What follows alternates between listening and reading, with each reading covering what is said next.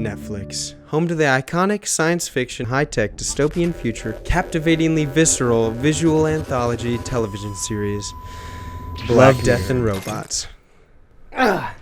Two conceptually similar shows executed in very different styles. One, a live-action masterpiece focusing on today's technology and the foolishness of humans, while still being very entertaining, and the other, the same thing but shorter and animated. Not really the same thing. That was an oversimplification, but kind of. Nonetheless, begging the question, which one is better? But don't fret, it's not just a normal, boring review, because we're using... Oh, Jesus!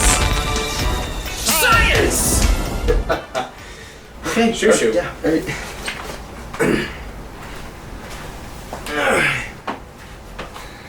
That's right. Science, bitch! We're going to be averaging out the ratings and scores of the shows, the awards, the runtime, and a series of other secret categories to solve my hypothesis. If I complete this video, then I shall reward myself with a cookie. So let's go ahead and run the numbers, starting with Black Mirror Season 1 and 2.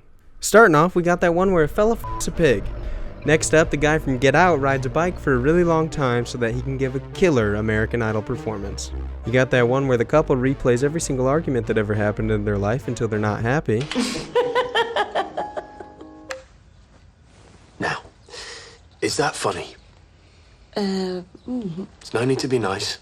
The man's a prick. Be Right Back, aka Boyfriend in a Box. White Bear, which is an absolute mind-bender of an episode with this cute little symbol that kind of looks like the Minecraft creeper face, dude.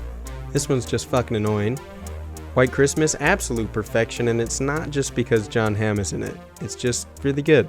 Now let's quickly jump on over to Love, Death, and Robots, which surprisingly does not have a lot of individual episode ratings, especially on Metacritic, so I shall figure something out.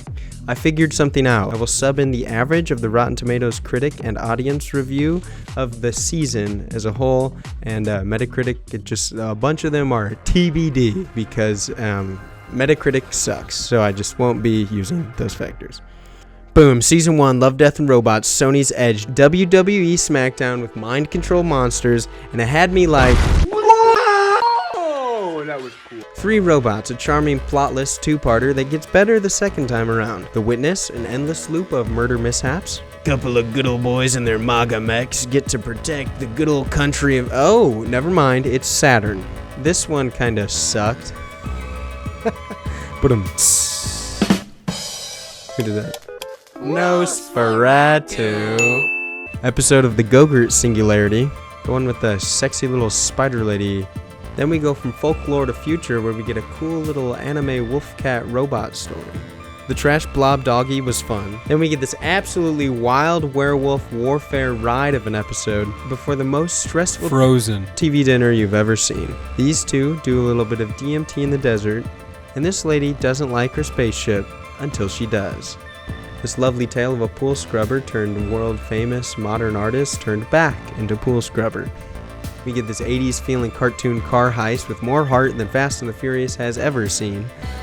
We get to that 70s show episode where the gang defrosts the freezer right before Hitler gets hurt again, and again, finishing off strong with COD Zombies the movie. Meanwhile, back with Black Mirror Season 3, we take a nosedive straight into the social media ranking system of the future, which I think literally happened in China. And then we get the most convincing VR playthrough ever. Then this kid gets blackmailed via his webcam, and it goes horribly, horribly wrong. And then we get a happy one. Woo! Before Men Against Fire, which is like that one really bad movie I watched on FX in high school. It was called like The Fifth Wave.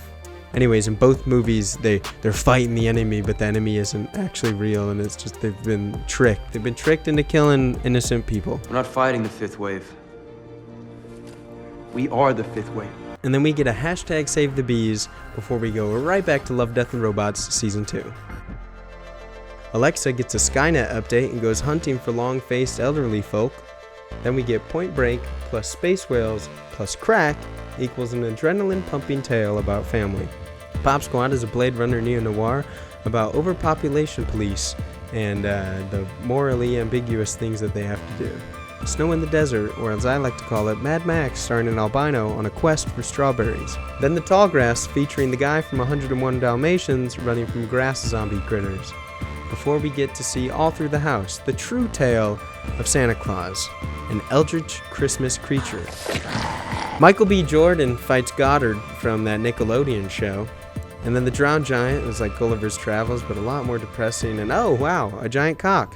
Okay, down to the wire. Let's finish up Black Mirror season 4 and 5. Meth Damon has a creepy Star Trek fantasy and gets tricked by his own AI. And then Archangel stars a helicopter parent and a situation gone very, very wrong. Crocodiles about super dedicated insurance agent. Hang the DJ is the other happy ending in Black Mirror.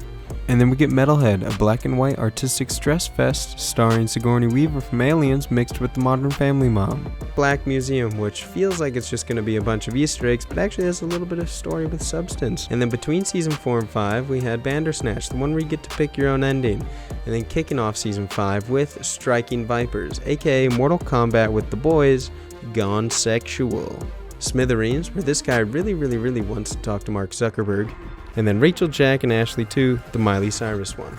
And finally, Season 3 of Love, Death, and Robots. The sequel to 3 Robots shows that even the most aristocratic of billionaires and the global elites perish along with the rest of humanity. Looks like these pirates are safe from scurvy, but they got a case of crabs. And then we get a very poetic tale of an astronaut joining her consciousness with a planet. Or she's just super high on all the painkillers and lack of oxygen. Night of the Mini Dead is zombies, but tiny. Really tiny. Then we get Team Steroid Bullets versus Mecha Bear. And then we get to check out this cool little alien beehive. Ew! Right before checking in on Mason's Rats, which is basically just Ratatouille, except only the beginning part. Before our final 2 episodes in Vaulted Halls Entombed. The one with the face spiders and just straight up Cthulhu.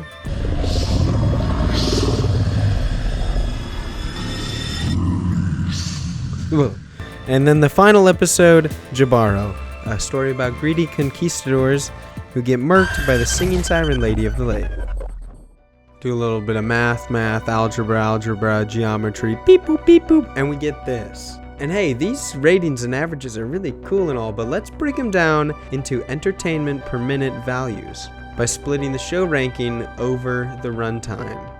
With Black Mirror clocking in at a hearty 21 hours and 19 minutes, followed by Love, Death, and Robots with just 7 hours and 37 minutes. Beep boop. Black Mirror coming in with a value of 0.058% per minute. And Love, Death, and Robots coming in with a value of 0.171% per minute. Now ratings and ratios are good and all, but participation trophies don't mean anything. So let's get some motherfucking awards. Black Mirror has received an astounding 83 nominations, but only 20 wins, making a hot win rate of 24%. Meanwhile, Love, Death, and Robots had 24 nominations and 17 wins, giving it a blazing win rate of 71%. Given these values of their win rates and their entertainment per minute values, it's conclusive, folks.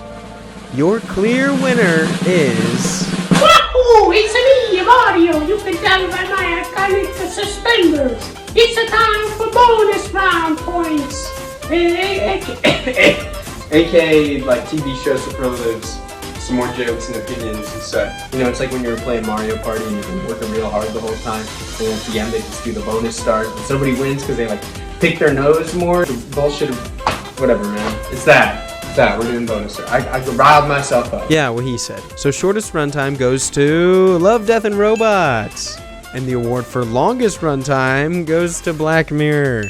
And next up we have, what? Oh, okay. We have most seasons, most episodes, points for light comedy and happy endings, most groundbreaking animations, most powerful acting, most powerful voice acting, most interpretations of futuristic technology and its reflection on current society. Shortest episode ever. Diegetically, it's this one because he's only in the simulation for like 6 seconds or whatever. Points for that, 70 show cameos. And a formulaic change to TV watching by implementing a choose your own adventure episode. And finally, my favorite. That's right, this whole entire scientific approach is falsified now due to me introducing too much of my own personal bias. So, sorry. But I hope you were entertained. Anyways, thank you guys for watching and hopefully chuckling a little bit. Make sure you leave a comment, like, subscribe, and I hope you enjoyed the video. And if you haven't seen the show, sorry for kind of spoiling it. But hey, that's your own damn fault. Anyways, I'll see you next month. Hey, it's you Hey. 5 minutes from now after you Oh. change and put all the camera stuff away. I just wanted to make sure Yeah. you don't forget the patrons. No, I'm not gonna forget the patrons. Well, I'm just saying, last time, I don't want to use the word Okay. stupid. All right, you know what? Fine. Then you just do it. Well, okay. Hey, sorry about that, everybody. But I want to thank my Patreons. Please consider going on over to the website and joining them there. And I really want to give a big shout out to Cronkleton, Bobby Lou, Foxy Grandma, and a huge thank you to Southern Star Tractor. If you want to be one of the name scroll trolls, Carter's Little Helpers, Big Helpers, or extra super large helpers, go ahead and click the link in the bio, and I hope you have a great day.